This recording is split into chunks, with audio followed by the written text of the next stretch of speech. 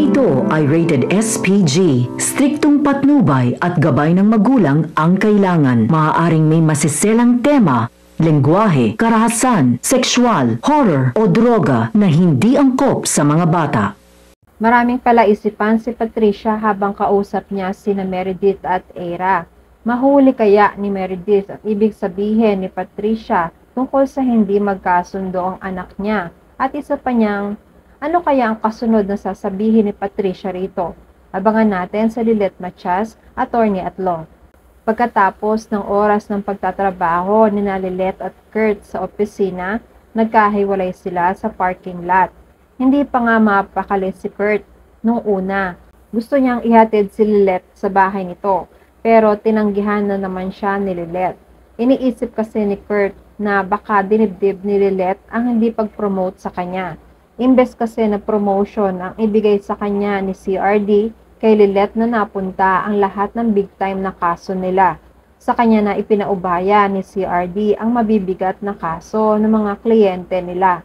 Nung sinigurado ni Lilet na ayos lang siya, pumayag na rin si Kurt na hindi siya maghatid kay Lilet. Pinaalalahanan na lang niya si Lilet bilang kaibigan na mag-ingat. Umalis na nga si Kurt. Naiwan si Lilet. Hinihintay naman ni Lilet ang binook niyang sasakyan para makauwi. Habang naghihintay siya ay nagdasal muna siya. Hindi man binigay sa kanya ni Lord ang promotion niya, sana gumaling naman ang tatay Ramir niya. Kahit yun na lang. Maya-maya ay may dumating na isang motor na mabilis ang takbo. Nabigla si Lilet. Napasigaw siya sa takot. Dinaanan siya ng rumaragasang motor. Walang pasintabi. Basta dire-diretso ang motor. Muntikan si Lilet dito. Naalala ni Lilet ang mga tao may galit sa kanya at mga taong nagbanta sa buhay niya. Imbes na umuwi siya ay nagpunta siya diretso sa presinto para ipablatter ang mga nangyari sa kanya. Ilang araw na rin na may isang lalaking kahina-hinala ang kilos na umaaligid-aligid sa kanila. Tinawagan niya muna si Bonnie para may makasama siya. Dali-dali namang sumunod si Bonnie sa presinto. Nag-aalala rin kay Lilet. Samantala, hindi matahimik ang ate ni Carding. Patuloy pa rin siya na naghahanap ng katarungan para sa kapatid. Hanggang sa nahanap niya nga ang cellphone number ni Patricia. Nalaman niyang galit rin pala si Patricia kay Lilet. Gagamitin niya ang nararamdamang ito ni Patricia para makaganti kay Lilet.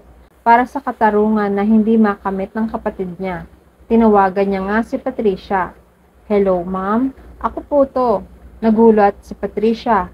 Paano mo nakuha ang number na to? Sumagot ang babae. Gusto ko lang naman po malaman kung tutulungan niyo po ba ako sa balak kong balikan itong si Lilet. Gulat na gulat si Patricia. Alam mo, kung may balak kang balikan si Lilet, ikaw na lang. Kung ako lang, kayang-kaya ko naman siya kahit wala ang tulong mo. Pwede ba? Huwag mo na akong idamay dyan sa mga plano mo. Hindi ako cheap para makipagsabwatan sa isang kagaya mo. Huwag mo na akong tatawagan ulit.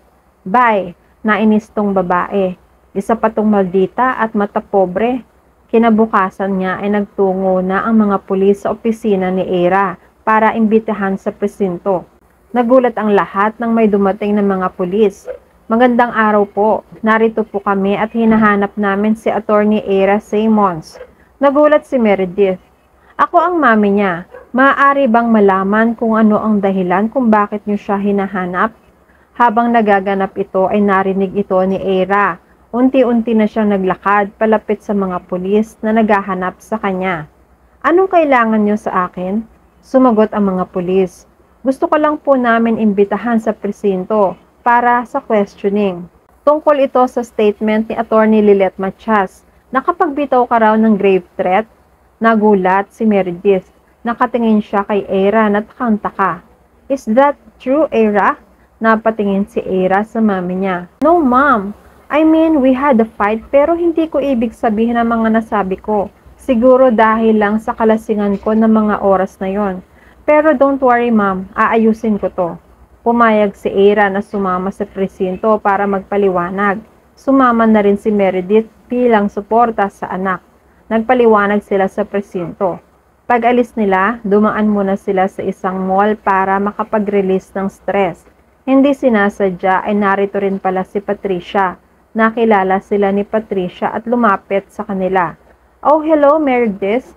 Kasama mo pala si Era. Attorney Era, hindi pala kayong magkasundo ni Lilith.